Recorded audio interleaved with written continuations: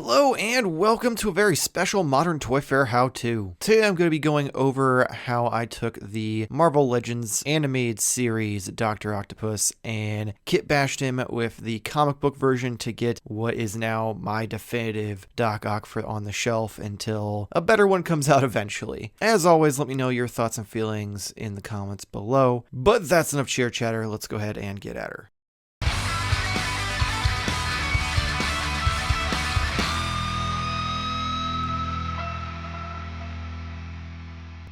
Alright, we're going to start with the head just because I did make one slight change. I took the silver glasses that he normally has and I replaced them with the goggles from the animated version, and I did have to take my nippers to cut the edges to make them look more like glasses. One, because it just didn't look good, and two, because it was a band that went all the way around the head and it wouldn't fit. But then I just went and glued them behind the ears. You can actually see a little bit of the shine from the super glue there in the light. I mostly just liked the cell shaded shine effect on the front and the fact you could see his eyes through the glasses themselves. Alright, but this is the part everyone's been waiting for. This is the actual tentacles. So these pop off so you can swap them very easily with the claws from the original shitty arms that they did. So I do have those both on here for display. They're a little looser with the bigger ones than the small ones, and the silvers don't quite match up.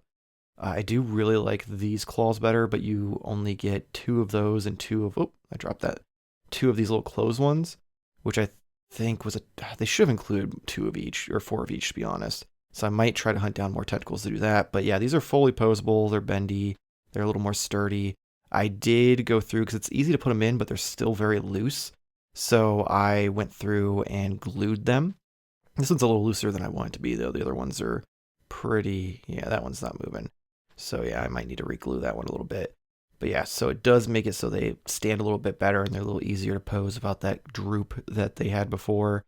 I'm going to show you real quick though, because even if you do put any weight in them, you have to do it just right or they still will kind of droop down like they did normally. But at least, let me see if I can get the Muffet Spidey on here. Ignore the fact that he only has one hand. Get that there. And you'll see if you just do it away from everything, you can bend it a little bit like that and get him to hold on for dear life. And it still droops quite a bit, but you can kind of get it to stay a little bit. And if you maneuver it a little bit though and kind of get there, readjust where the weight distribution is, bring him around the front. That looks a little suggestive and unfortunate, but now it holds them a lot better. So it definitely is an improvement, especially gluing them. So if you don't plan on ever taking them out, it's something I would personally suggest, because I think it is a huge game changer. But that's kind of all up to you and how you want to do things with your figures. That's just how I did this one.